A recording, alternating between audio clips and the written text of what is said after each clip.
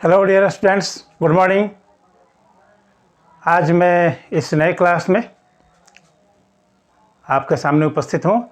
Exercise 2.4 maths 9th class की, जो कि बिहार बोर्ड की भी सिलेबस है, हिंदी माध्यम की, और एनसीईआरटी की भी जो सिलेबस है। अंतर केवल लैंग्वेज का है। मैं एक बार फिर से दोहरा दूँ कि दोनों बोर्ड के स्टूडेंट्स इस वीडियो को देख सकते हैं और समझ सकते हैं। ओके, तो पिछले वीडियो में हमने एक्सरसाइज 2.4 का क्वेश्चन नंबर 3 तक हल किया था। 4 का भी मैंने क्वेश्चन नंबर 1 सॉल्व किया था, आपको याद होगा। उसको करना था फैक्टराइज, लिखा था फैक्टराइज करना है, गुणनखंड कीजिए, याद कीजिए। तो मिडिल टर्म को तोड़ करके मध्य पद को दो भागों में विभाजित करके, और मैंने बताया था किस तरह से करने के लिए, और मैंने ये भी कहा था कि आप खुद से प्रयास भी करो। ये सारे सवाल बहुत ही ईजी हैं, आप कर पाएंगे।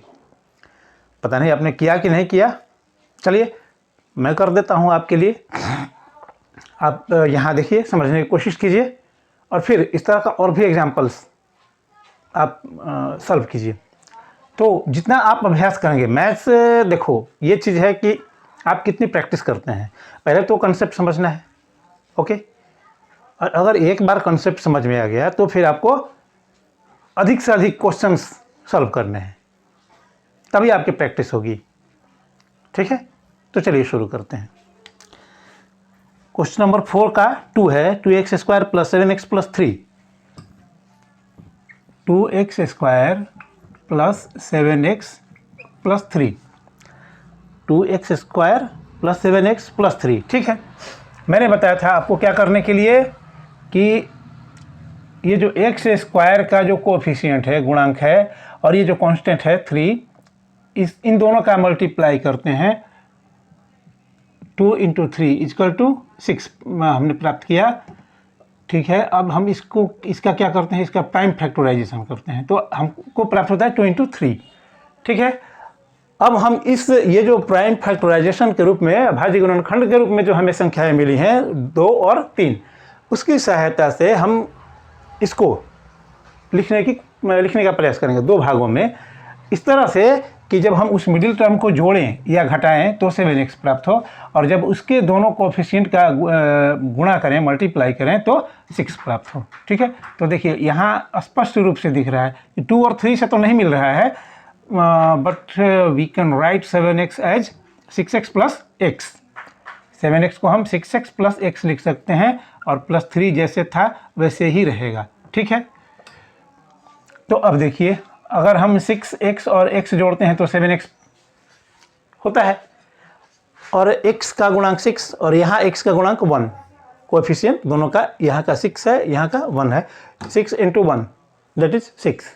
ठीक है, तो मैंने तोड़ लिया, मध्य पद को मैंने दो भागों में विभाजित कर दिया। अब हम इसमें से कॉमन लेने का प्रयास करेंगे।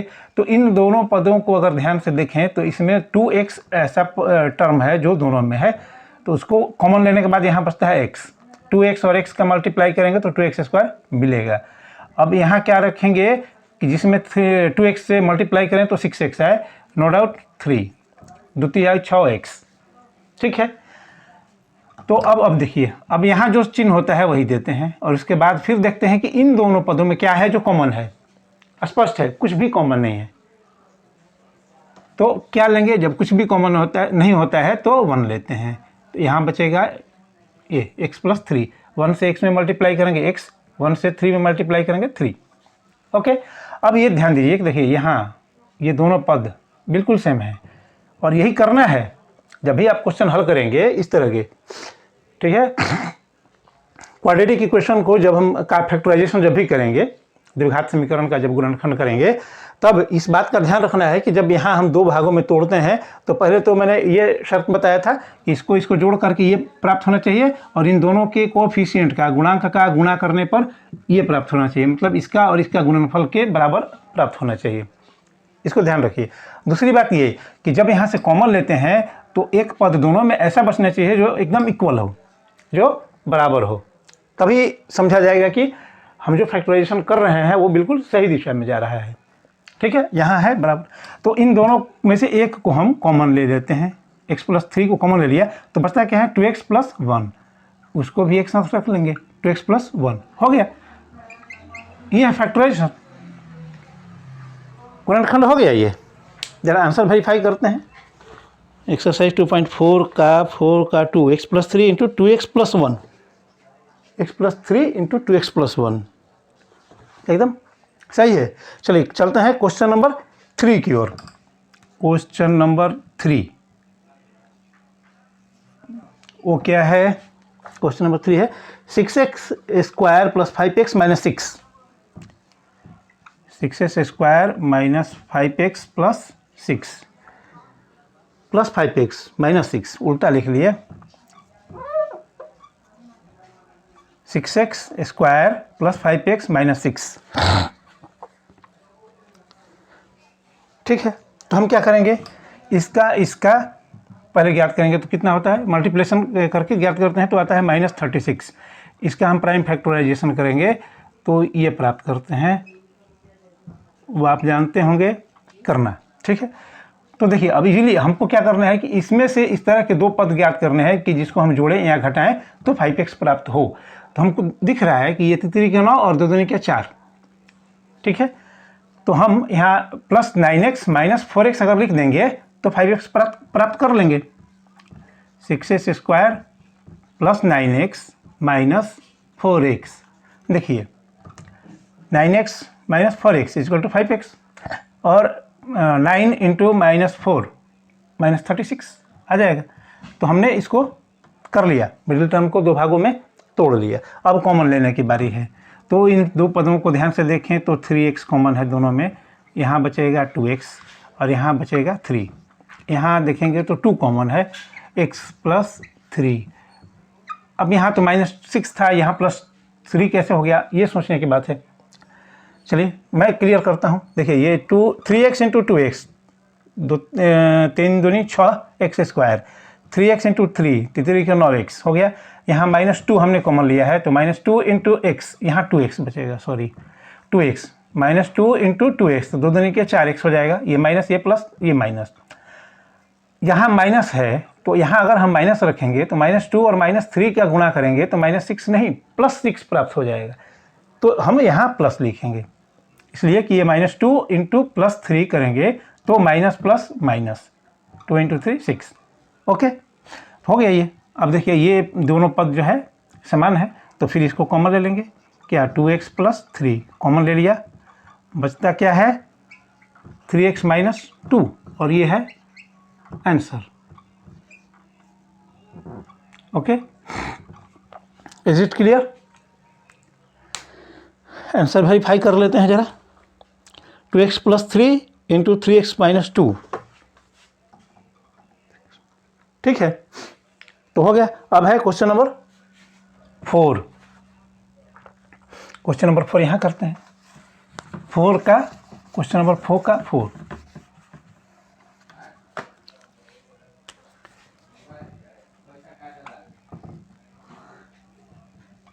क्वेश्चन नंबर 4 का 4 वो क्या है, 3x square minus x minus 4,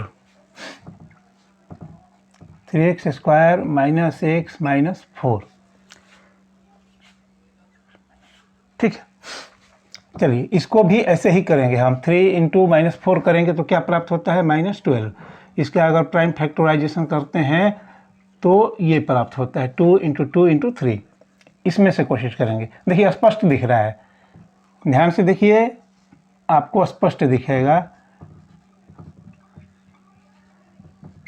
हो गया, देखिए ये -4x प्लस 3x, इन दोनों को अगर हम ये सॉल्व करते हैं तो -6 प्राप्त होगा और -4 इंटू प्लस 3 करेंगे तो -12 प्राप्त होगा। ओके, अब बारी है कॉमन लेने की। तो इस चीज़ को एक मिनट, यहाँ से भी कॉमन ले सकते हैं, चलो यहाँ से ही ले लेते हैं। ठीक है, यहाँ कॉमन है केवल x, कोई प्रॉब्लम नहीं, x कॉमन है तो यहाँ हो जाएगा 3x माइनस 4 प्लस यहाँ क्या है, कुछ नहीं है 1, तो 3x माइनस 4। ठीक है, ओके, तो हो गया x plus 1 into 3x minus 4। यहाँ भी देखिए ये दोनों समान है तो ये होगा, ये हो गया। आंसर। इसका प्राइम फैक्टराइजेशन हो गया। देखिए कितना आसान है, केवल समझने की ज़रूरत है। x + 1 into x minus 3x - 4, 3x - 4 x + 1, x + 1 3x - 4। Okay, हो गया। ये बहुत ही इजी है। आपको इसमें दो चीज़ जानना है कि इस मिडिल टर्म को किस तरह से दो भागों में तोड़ते हैं, वो चीज़ मैं बार बार समझा रहा हूँ।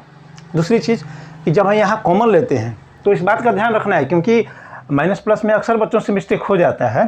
तो आप जब ध्यान रखेंगे कि ये दोनों पद हमारा समान आना चाहिए, तो यहाँ कोई मिस्टेक नहीं होगा, उसको ध्यान रखना है। वैसे जो नियम है प्लस माइनस का, मल्टीप्लिकेशन का, तो चिन्ह का ध्यान रखते हुए, साइन का ध्यान रखते हुए अगर करेंगे तो सही हो जाएगा। लेकिन ये इंस्ट्रक्शन उन बच्चों के लिए है जो जिनका कैलकुलेशन थोड़ा वीक है। ठीक है, चलिए अब चलते हैं क्वेश्चन नंबर 5। क्वेश्चन नंबर 5 यहाँ भी है, क्वेश्चन नंबर 5 में भी है फैक्टराइज, गुणनखंड ज्ञात कीजिए। ठीक है, लेकिन क्वेश्चन नंबर 4 में जो भी सवाल थे, चारों के चारों सवाल क्या थे? द्विघात बहुपद थे, क्वाड्रेटिक पॉलिनोमियल थे। लेकिन अब यहाँ त्रिघात भी हैं, त्रिघात। ठीक है, तो उनको कैसे हल करेंगे, चलिए प्रयास करते हैं।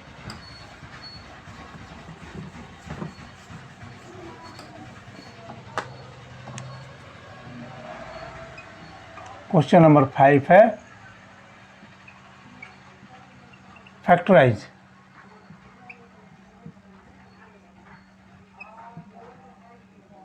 गुणनखंड ज्ञात कीजिए।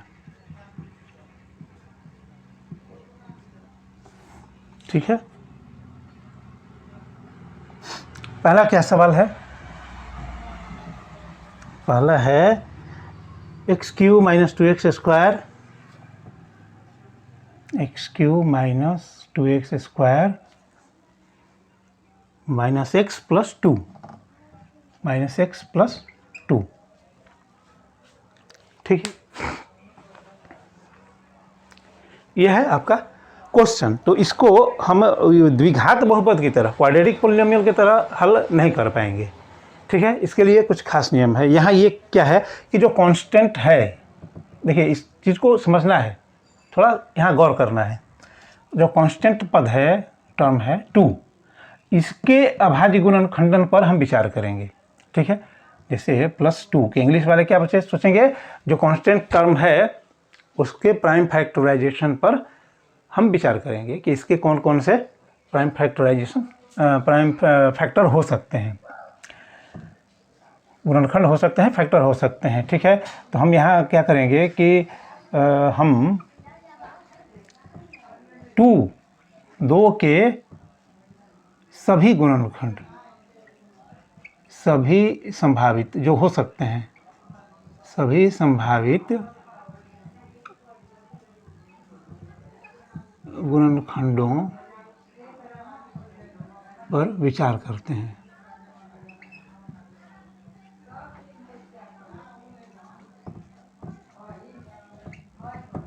विचार करते हैं और वे हैं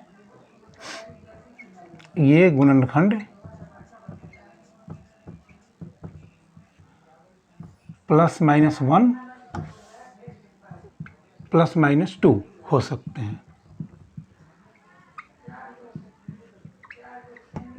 ठीक है, at first we will look on the possible factors of 2 and they are +-1 +-2।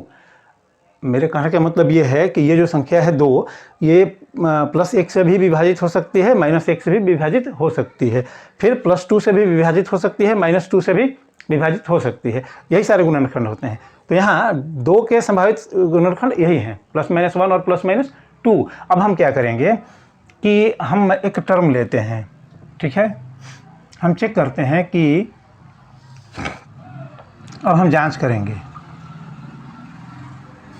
x = 1 लेकर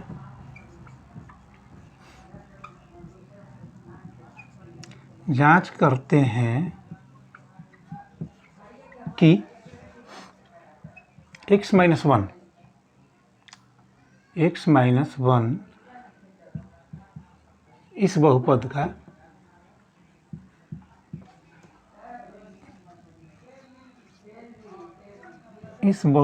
का एक गुणनखंड है या नहीं,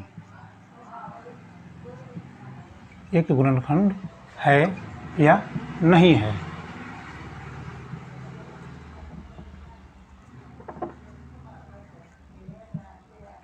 है या नहीं, बस ठीक है। इसलिए शून्य क्या होगा आपको, 0।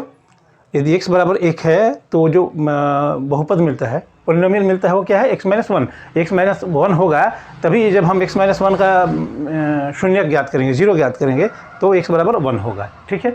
तो जो पद मिलेगा, वो टर्म मिलेगा, वो क्या होगा, x माइनस वन। तो इसको हम जांच करेंगे। तो किस तरह से, जो रिमाइंडर थ्योरम था शेषफल पर में, ठीक है, x बराबर 1, तो इसमें डाल करके हम देखेंगे, ठीक है।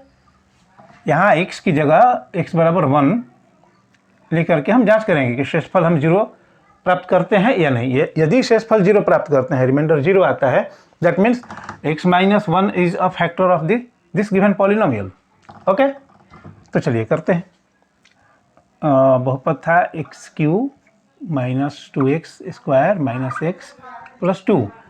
अब x की जगह क्या रखेंगे, 1, तो 1 क्यू 2 1 स्क्वायर 1 प्लस 2, ये हो जाएगा 1, ये हो जाएगा 2, ये हो जाएगा 1 और ये हो जाएगा 2, ठीक है। तो ये देखिए प्लस 2 और ये प्लस 1 3, और ये माइनस 2 और माइनस 1 3, मतलब 0 0। यहाँ रिमाइंडर क्या मिला, 0। इसका मतलब है कि x माइनस वन इस बहुपद का एक गुणनखंड है। इसका अर्थ ये है, यहाँ हम ये लिखेंगे कि इसका अर्थ है कि x माइनस वन दिए गए बहुपद का एक, स्पेस नहीं है, मैं लिख नहीं रहा हूँ, आप सुन लीजिए, लिखिए कि दिए गए बहुपद का एक गुणनखंड है, ठीक है। तो अब क्या करेंगे, इतना हो गया, फाइनल हो गया। तो अब हम क्या करेंगे,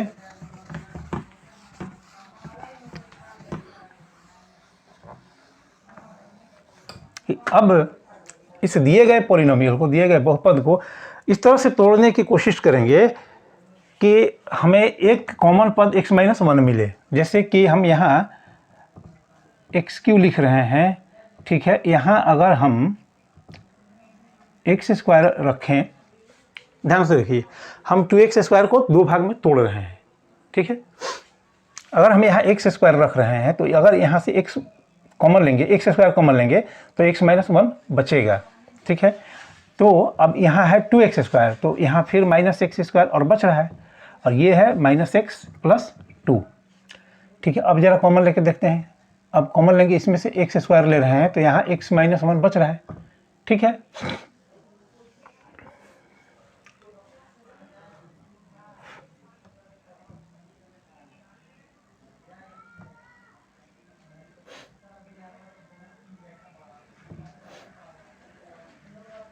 तो यहाँ से अब x को कॉमन लेंगे, तो x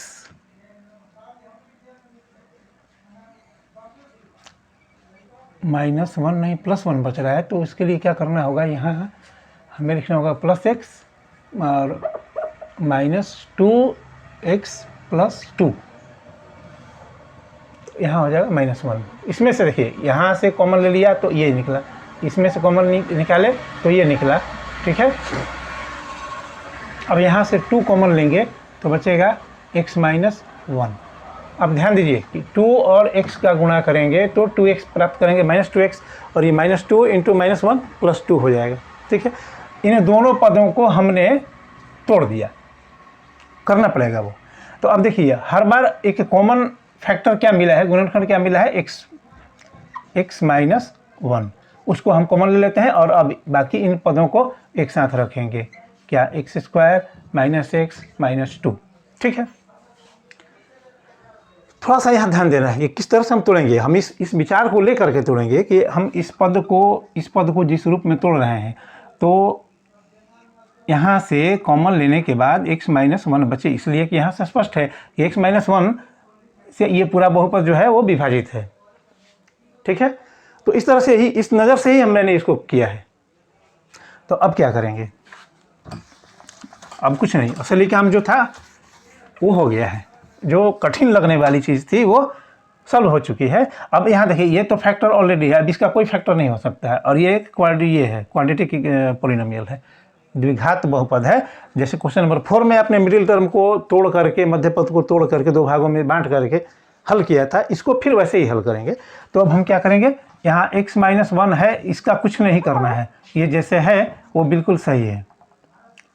ठीक है, इसमें कोई बदलाव नहीं करना है। अब इसको हम लिख सकते हैं एक्स स्क्वायर, देखिए यहाँ कुछ नहीं है, एक्स स्क्वायर का कोएफिशिएंट गुणांक कुछ नहीं है, तो क्या है, 1 है, और ये है -2, है ना। तो आ रहा है -2। -2 को हम क्या लिख सकते हैं, 1 इंटू -2 या -1 इंटू 2, यही दो रूपों में लिख सकते हैं इसको। इसी से प्रयास करेंगे कि इसको किस तरह से लिखें। ठीक है, तो मुझे समझ में आ रहा है कि 2x + x - 2 अगर हम लिखें तो 2x मतलब यहाँ देखिए x का गुणांक -2, यहाँ x का गुणांक 1, -2 और 1 का गुणा करते हैं तो ये 2 आ जाता है, और इसको और इसका जब सब्सट्रैक्शन करते हैं, चूँकि चिन्ह विपरीत है, तो -x प्राप्त हो जाएगा। हो गया, ये समझने के लिए था। तो अब x - 1, अब यहाँ देखिए, यहाँ कॉमन लेना बाकी है, इन दोनों पदों में से कॉमन लेंगे, तो मंझोले कोष्ठक का प्रयोग कर लेते हैं। x - 2 बच रहा है, x और x का गुणा करेंगे तो x स्क्वायर, x और -2 का गुणा करेंगे तो 2x -2x प्राप्त हो जाएगा। अब यहाँ कुछ भी कॉमन नहीं है तो एक लीजिए, मैंने बताया था कि जब कुछ भी कॉमन नहीं होता है तो क्या होता है, एक कॉमन लेते हैं। ठीक है, यहाँ देखिए फिर x - 2, x - 2, x - 1। अब हम क्या करेंगे कि इसको और इसको एक साथ, क्या x + 1, और ये जो है इसको कॉमन ले लेते हैं, x - 2। टोटल फैक्टराइजेशन हो गया। ओके, थोड़ा सा यहाँ समझना था, शुरू में जो मैंने कहा था कि ये जो कांस्टेंट है इसके सभी गुणनखंड पर विचार करना है, और फिर ये देखना है कि उसमें से कौन सा गुणनखंड लेकर के एक हम टर्म खोजेंगे जो कि इसका गुणनखंड हो। ठीक है, जैसे ही टर्म मिला, उस टर्म के आधार पर फिर हम इस पद को दो भागों में तोड़ेंगे, और इस तरह से फिर हल कर लेंगे। तो ये क्वेश्चन नंबर 5 का क्वेश्चन नंबर 1 सॉल्व हो चुका है। ठीक है, चलिए अगला देखते हैं, क्वेश्चन नंबर 2।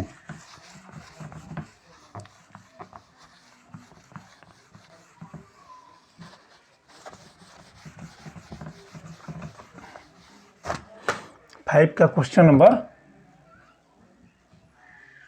2 क्या है, x³ - 3x² x³ - 3x² -9x - 5 -9x - 5।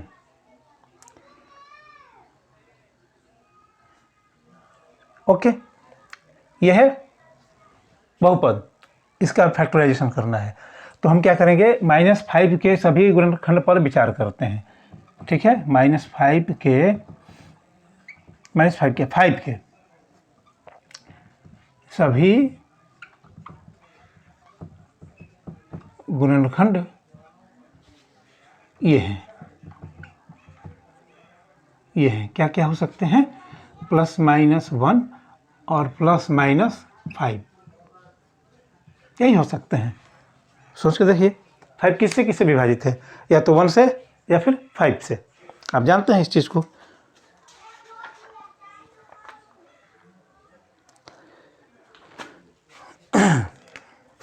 तो ये है। अब हम बारी बारी से क्या ले सकते हैं, +1 -1 +5 या -5, ये लेकर के हमको चेक करना पड़ेगा फिर से।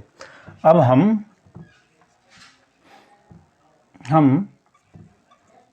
x = 1 फिर से 1 लेते हैं, लेकर जांच करते हैं कि अब फिर जो टर्म बनेगा वो क्या होगा, x - 1 इस बहुपद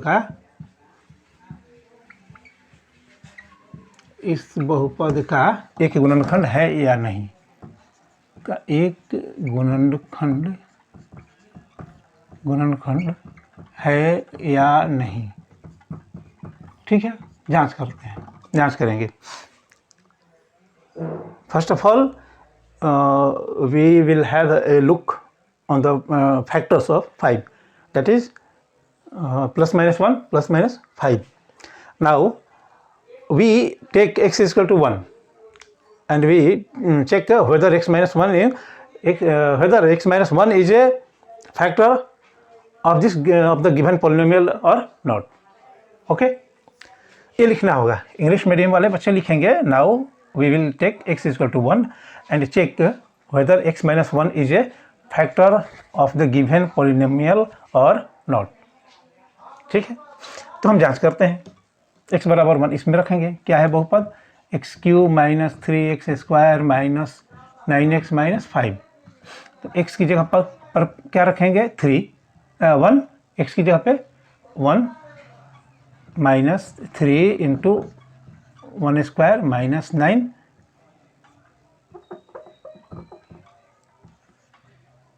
इंटू 1 माइनस 5। तो ये हो जाएगा 1 और ये हो जाएगा -3, ये हो जाएगा -9, ये हो जाएगा -5।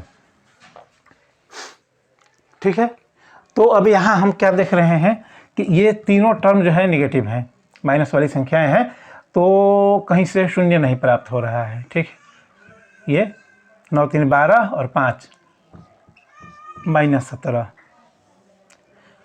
जीरो नहीं, कितना आ रहा है, -16, that is not zero and hence x minus 1 is not a factor of this given polynomial। इसका अर्थ यह है, यहाँ शून्य नहीं प्राप्त हो रहा है, तो इसका अर्थ यह है कि x minus 1 इस बहुपद का एक गुणनखंड नहीं है। तो अब हम क्या करेंगे, ये है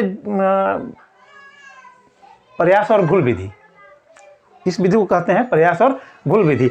हमको पता नहीं है कि इसका फैक्टर क्या होगा, ठीक है, कौन सा टर्म इसका फैक्टर है, हम वो कोशिश कर रहे हैं पता लगाने के लिए।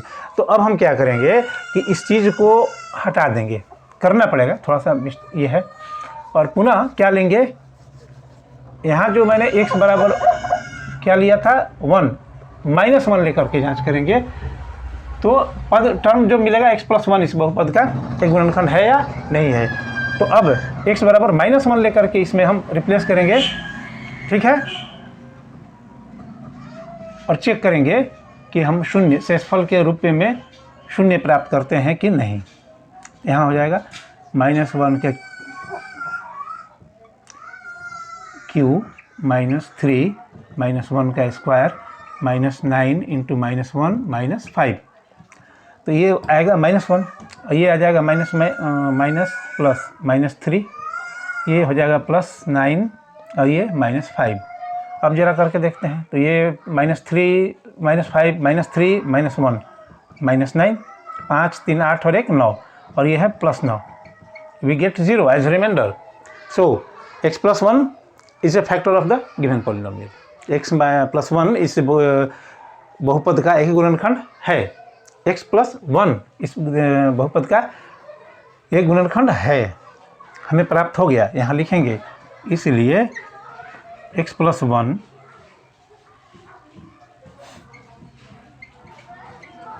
इस बहुपद का, किस बहुपद का, इस बहुपद का, ठीक है, इस बहुपद का एक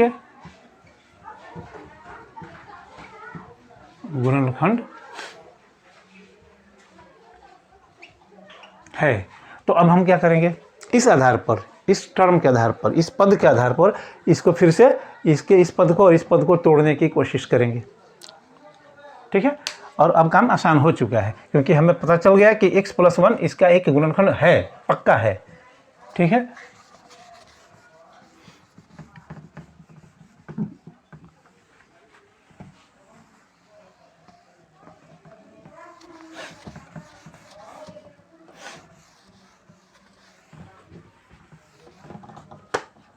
तो चलिए अब हम कोशिश करते हैं इसको उस हिसाब से तोड़ने का। हमको लेना है एक्स प्लस वन आना चाहिए यहाँ कॉमन लेने के बाद, तो निश्चित रूप से यहाँ प्लस का चिन्ह रखना पड़ेगा और यहाँ एक्स स्क्वायर रखना पड़ेगा। अब ध्यान दीजिए, अगर इसमें से हम कॉमन लेते हैं, यहाँ मैं कॉमन लेके दिखाता हूँ आपको, अगर एक्स स्क्वायर मैंने कॉमन लिया तो क्या बचता है एक्स प्लस वन, क्योंकि एक्स स्क्वायर और एक्स का गुणा करेंगे तो एक्स क्यूब, एक्स स्क्वायर और वन का गुणा करते हैं तो एक्स स्क्वायर आता है।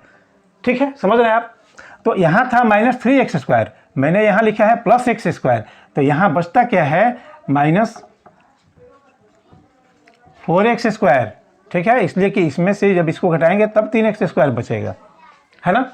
और अब इसी हिसाब से यहाँ नाइन एक्स को भी तोड़ना है हमें, तो उसके लिए हमें लिखना पड़ेगा minus four x plus five x, minus five x, sorry minus five x, ये दोनों ही पद माइनस माइनस है, जुड़ करके माइनस नाइन एक्स हो जाएंगे। और यहाँ भी देखिए, यहाँ जब हम फोर एक्स कॉमन लेंगे तो यहाँ भी बचेगा एक्स प्लस वन। देखिए माइनस फोर एक्स और एक्स का मल्टीप्लाई करेंगे तो माइनस फोर एक्स स्क्वायर आएगा, क्योंकि ये माइनस है ये प्लस है। फिर यहाँ ये है माइनस फोर एक्स और ये प्लस वन, तो minus plus minus four x आ जाएगा। ठीक है, और ये फाइव को हम क्या लिखेंगे फाइव। अब यहाँ से देखिए ये फाइव कॉमन लेते हैं तो फिर बचता है x plus one, minus five into x minus five x, minus five into plus one minus plus minus five, टूट गया। यहाँ तीनों में देखिए ये एक्स प्लस वन कॉमन मिल गया, तो हम इसको कॉमन ले लेंगे और एक फैक्टर हमको मिल गया जो कि हम पहले ही याद कर चुके हैं यहाँ इस तरीके से। तो अब क्या बचता है, इसको और इसको एक साथ रखेंगे, क्या x square minus four x minus five. ठीक है, अब ध्यान दीजिए आप कि ये तो फैक्टर हो चुका है, इसका कुछ नहीं करना है, ये फिर से द्विघात बहुपद है, क्वाड्रेटिक इक्वेशन है, तो उसी क्वेश्चन नंबर 4 वाले नियम से मिडिल टर्म को तोड़ करके इसको भी हम सॉल्व करेंगे। अब काम आसान है, आप खुद भी कर सकते हैं। एक्स प्लस वन, इसको कोई छेड़छाड़ नहीं, एक्स स्क्वायर, यहाँ एक्स का गुणांक एक्स स्क्वायर का गुणांक वन है और ये कांस्टेंट पद माइनस फाइव है, इन दोनों का मल्टीप्लाई करके क्या आएगा फाइव आएगा, तो माइनस फाइव आएगा।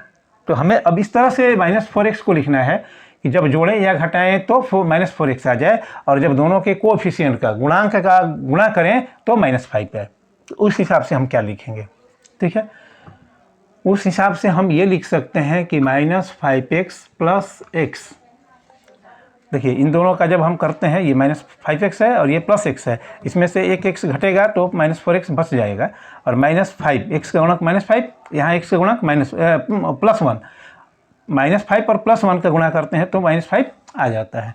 तो तोड़ लिया मैंने मिडिल टर्म को, हो गया एक्स प्लस वन इंटू, अब कॉमन लेने की बारी है, तो इस मंझला कोष्ठक x minus five plus one x minus five, ठीक है, तो हो जाएगा x plus one x minus five into x plus one, ये दोनों है कॉमन ले लिए और इसको एक साथ रख दिए, ये हो गया।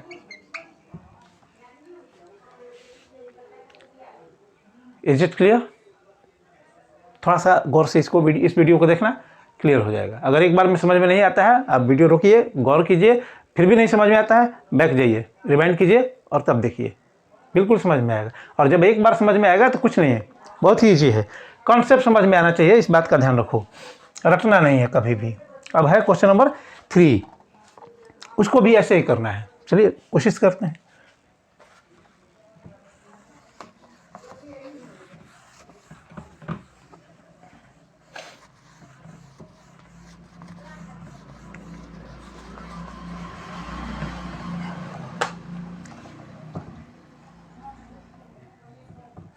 क्वेश्चन नंबर 3 में क्या है, x Q plus 13 x square, x Q plus 13 x square plus 32 x plus 20, ये है polynomial 3x Q plus 13x square plus 32x plus 20। तो हम यहाँ फिर से ये कांस्टेंट पद है क्या 20 के गुणनखंड पर विचार करते हैं। सबसे पहले 20 के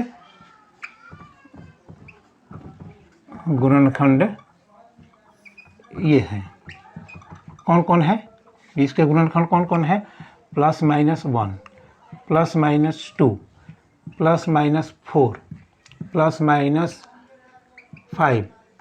+-10 और +-20।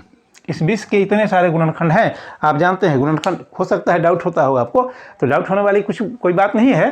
सिंपल सी बात है कि जिस जिस संख्या से 20 विभाजित है वो सारे अंक, सारे डिजिट 20 के फैक्टर होते हैं, 20 के गुणनखंड होते हैं। ये तो आप 5th 6th में पढ़े होंगे, ठीक है। तो यहाँ भी अब चूंकि यहाँ तो बहुत सारे गुणनखंड दिखाई दे रहे हैं, इसके पहले क्वेश्चन नंबर 1 और 2 में तो केवल 4 ही गुणनखंड दिखाई दे रहे थे, +1 और -1, +2 और -2, या +5 और -5। लेकिन यहाँ तो इतने सारे हैं, घबराने की ज़रूरत नहीं है। फिर से पहले हम +1 को या -1 को लेकर के हम जांच करेंगे, ठीक है। अब हम x = 1 लेकर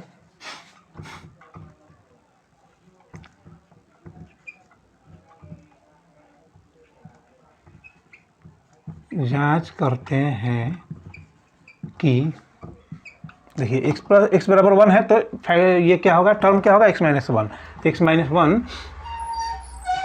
इस बहुपद का एक गुणनखंड है या नहीं। एक बार फिर मैं इंग्लिश वालों के लिए बोल रहा हूँ। At first we will have a look on the factors of 20 and they are +-1, +-2, +-4, +-5, +-10 and +-20. And then now taking x is equal to 1, we check whether x-1 is a factor, x-1 is a factor of the given polynomial or not. Again please listen carefully. Now taking x is equal to 1, we check whether x-1 is a factor of the given polynomial or not, ठीक है। जांच करते हैं, तो इस polynomial में x की जगह पे 1 को रिप्लेस करेंगे और देखते हैं कि शेषफल के रूप में 0 प्राप्त होता है या नहीं, ठीक है। x³ + 13x² + 32x + 20, ठीक है। यहाँ हम क्या रखेंगे, 1, 13, 1² + 32, 1 + 20। ज़रा यहीं से गौर कर लें, समझ में आ जाएगा हम लोगों को। ये सारे जो टर्म्स हैं इसमें सब प्लस हैं और x बराबर भी है 1।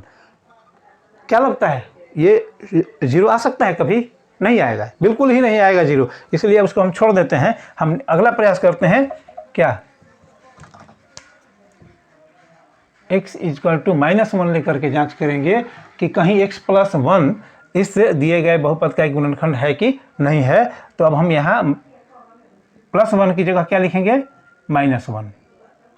अब चेक करते हैं, तो ये आ जाएगा -1, ये हो जाएगा +13, इसलिए कि -1² तो -1 × -1 +1 और 13 से फिर उसमें गुणा करेंगे तो +13 आएगा। ये प्लस है और ये माइनस है, तो ये हो जाएगा -32, प्लस माइनस माइनस, और ये है +20।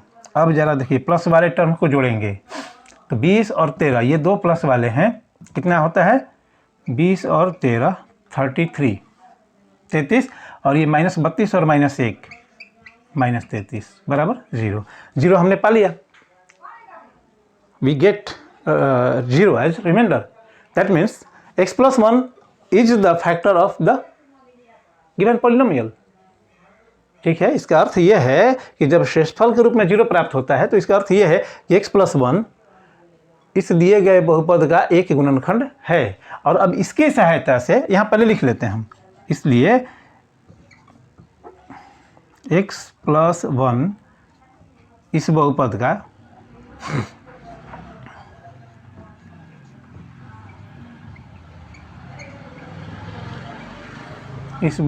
का एक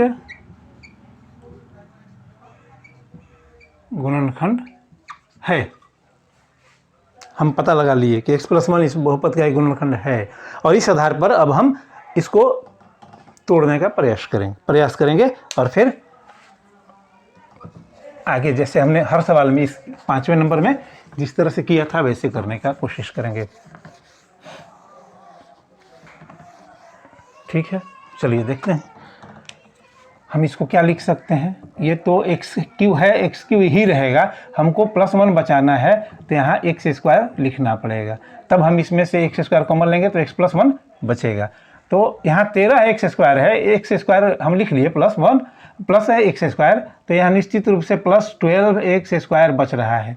ठीक है, तो यहाँ जब 12x² है तो यहाँ भी हमको केवल 12x लिखना पड़ेगा। ठीक है, इसलिए कि जब इसमें से इन पदों में से 12x को कॉमन लेंगे तो x+1 बचेगा, और अब इसमें कितना बच रहा है, 20x बच रहा है, और ये है -20।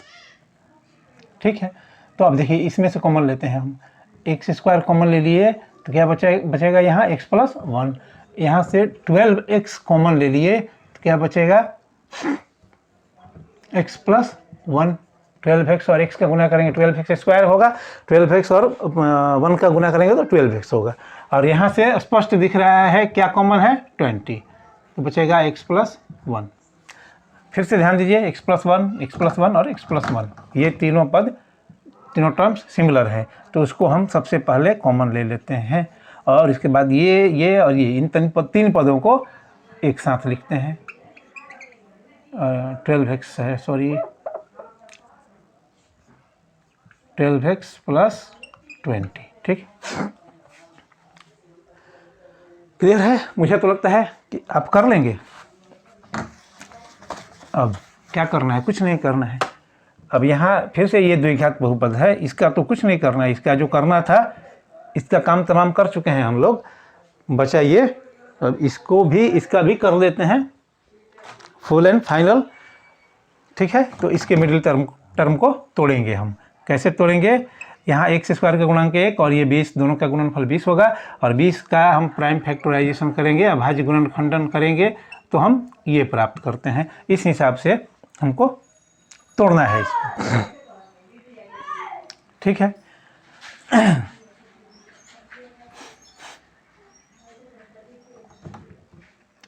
तो देखिए 5 दूनी 10 और 2 मिल रहा है क्या, यहाँ 10x + 2x, 12x को हम 10x + 2x लिख सकते हैं, इन दोनों को जोड़ेंगे तो 12x आ जाएगा, और ये +10 × +2 20 आ जाएगा, हो गया, टूट गया ये इजीली।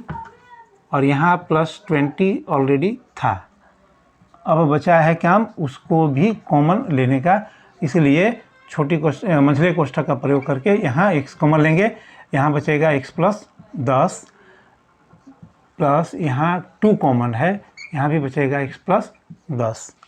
ठीक है, तो अब है ये x+1 और इसको एक साथ, और ये तो कॉमन है तो कॉमन वाले को पहले लिख लेते हैं, किसी को भी पहले लिख सकते हैं, उससे कोई फ़र्क नहीं पड़ता है।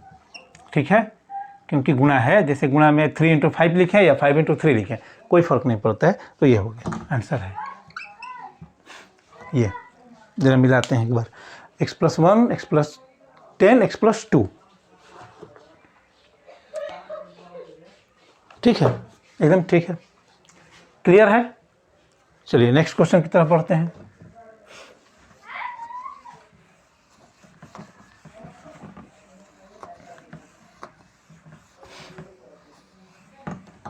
नेक्स्ट क्वेश्चन है क्वेश्चन नंबर 4। क्वेश्चन नंबर 4 में क्या है, 2y³ + y² + y² -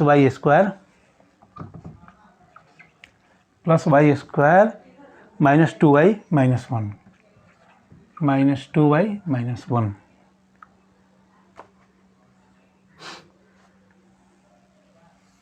ठीक है। Similarly, in the same way, at first we will have a look on the factors of -1, and they are यहाँ 1 के गुणनखंड, 1 के गुणनखंड हिंदी में लिख लेते हैं। एक के गुणनखंड ये हैं, कौन कौन है, +-1, बस, या तो +1 या फिर -1। Factors of 1 are +-1। Then taking x = 1, we will check whether x-1 is a factor of the given polynomial or not। y है, यहाँ जो यह है वेरिएबल है y है, नॉट x है। इसलिए अब हम जांच करेंगे। अब हम y = 1 लेकर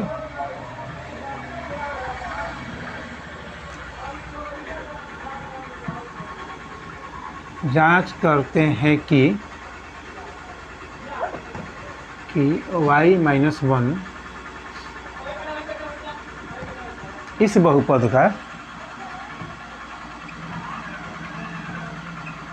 बहुपद का एक गुणनखंड है या नहीं। ठीक है, now taking y = 1, we will check whether y-1 is a factor of the given polynomial or not। तो बहुपद जो भी है उसको हम लिखेंगे, ठीक है, और y = कितना लेना है, 1 लेना है। तो 2 1 की y की जगह 1 क्यू, यहाँ है 1² -2 × 1 - 1। ठीक है, तो ये तो हो जाएगा 2 × 1, 1 × 1 × 1, 1 क्यू का मतलब है 1 × 1 × 1, तो 1, और 2 × 1 कितना हो जाएगा, 2 हो जाएगा। ठीक है, और ये है, ये भी 1 हो जाएगा, 1² मतलब 1 × 1 तो 1, और ये -2 × 1 तो -2, और ये -1, ये दोनों प्लस है, तो ये हो जाएगा 3, और ये दोनों माइनस है, तो ये भी हो जाएगा -3, 0। ठीक है, we have tried and find out that y-1 is a factor of the given polynomial। Okay, हमने कोशिश किया और प्राप्त किया कि y-1 इस बहुपद का एक गुणनखंड है, इसलिए क्योंकि यहाँ शेषफल के रूप में क्या प्राप्त हुआ है, 0 प्राप्त हुआ है, तो यहाँ लिखेंगे हम, ठीक ना। इसलिए y-1 2y³ + y² -2y -1 का एक गुणनखंड है,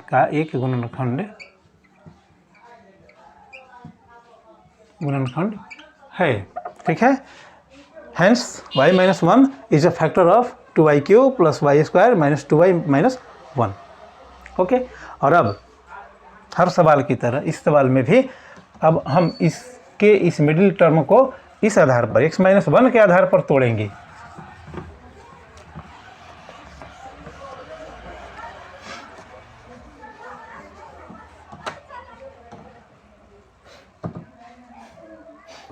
ये है 2y³, तो हम यहाँ भी लिखेंगे 2y²। ठीक है, तब यहाँ अब 2y² अगर बाहर लेंगे तो क्या बचेगा, -1 बचाना है ना, तो हम यहाँ लिखेंगे -2y², तब 2y² कॉमन लेंगे तो y-1 बचेगा। तो यहाँ तो था +y², अब हम लिख लिए हैं -2y², तो +y² लाने के लिए यहाँ +3y² लिखना पड़ेगा। तभी ध्यान दीजिए, इसमें से जब इसको घटाएंगे तो ये प्राप्त होगा। ठीक है, अब जब यहाँ +3y² है तो यहाँ पे -3y लिखना पड़ेगा, इसमें से -3y। ठीक है, जबकि ये -2y था, हम -3y लिख लिए, तो यहाँ +y करना पड़ेगा और ये -1 करना पड़ेगा। ठीक है, अब जरा देखिए, अब इसमें से हम दोनों पदों में से 2y² को कॉमन ले रहे हैं, 2y² कॉमन ले रहे हैं, तो क्या बचेगा, y-1। 2y² और y का गुना करेंगे तो 2y³, और 2y² और -1 का गुना करेंगे तो -2y² मिलेगा, ठीक है। अब यहाँ क्या कॉमन मिलेगा हमको, 3y, तो यहाँ बचेगा y माइनस 1। 3y और y का गुना करेंगे तो प्लस 3y² हो जाएगा, और 3y प्लस 3y और माइनस 1 का गुना करेंगे तो माइनस 3y हो जाएगा, ठीक है। यहाँ कुछ भी कॉमन नहीं है, तो क्या कॉमन है, 1, मैंने बताया था 1, तो y माइनस 1, ठीक है। अब ध्यान दीजिए, यहाँ देखिए ये तीनों टर्म्स क्या है, सेम है, तो अब हम उसको कॉमन ले लेंगे। बचता क्या है, ये, इनको भी एक साथ रखेंगे, क्योंकि यहाँ मैंने y माइनस 1 कॉमन लिया है, ठीक, हो गया। इसका काम फाइनल है, और ये है क्वाड्रेटिक पॉलिनोमियल, द्विघात बहुपद। फिर मिडिल टर्म को तोड़ेंगे और अंतरिम फाइनल गुणनखंड प्राप्त करेंगे। देखिए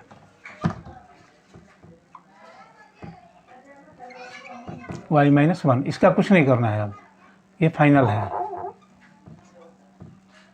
इसको 2y² मिडिल टर्म को तोड़ना है, तो यहाँ 2 और ये 1, तो इसको लिख सकते हैं हम 2y plus y plus 1, 2y और प्लस y 3y हो गया, और 2 और 1 का गुना करेंगे तो 2, क्योंकि यहाँ 2 और 1 का गुणनफल भी 2 है, ठीक है। तो इस तरह से कर लेंगे।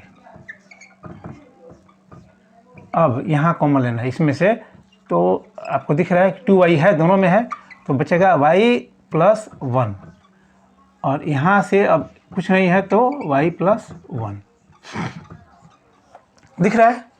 देखिए 2y और y का मल्टीप्लाई करेंगे तो 2y² हो जाएगा, 2y इंटू 1 2y, और यहाँ इन दोनों पदों में कुछ भी कॉमन नहीं है तो 1 ले लिए, 1 से y प्लस 1 में मल्टीप्लाई करेंगे तो y प्लस 1 प्राप्त करेंगे, ठीक है। अब देखिए ये दोनों टर्म सिमिलर हैं, तो इसको कॉमन ले लेंगे। यहाँ y माइनस 1 पहले से प्राप्त है हमें गुणनखंड के रूप में, और अब y प्लस 1 कॉमन ले लिए, तो बचता क्या है 2y प्लस 1, ये और ये पद, ये है फाइनल गुणनखंड, हो गया ये, ठीक है। जरा आंसर एक बार वेरीफाई कर लेते हैं। y minus 1, y minus 1, y plus 1, 2y plus 1, 2y plus 1, okay dear students. तो इस क्वेश्चन के साथ ही एक्सरसाइज 2.4 कंप्लीट हुआ, ओके। आप लगे रहिए जी जान से, अपने माइंड को कंसंट्रेट कीजिए। जब आप पढ़ते हैं तो केवल पढ़ने पर ध्यान रखिए, जब आप खेलते हैं तो केवल खेल में बेहतर परफॉर्मेंस पर ध्यान रखिए। और यहाँ तक मैं तो ये कहूँगा कि जब आप खाना खाते हैं तो भी मज़े लेकर के और बहुत ध्यान से खाना खाइए, ठीक है। तो इन बातों के साथ आज के इस वीडियो में इतना ही, ओके, थैंक्स अ लॉट।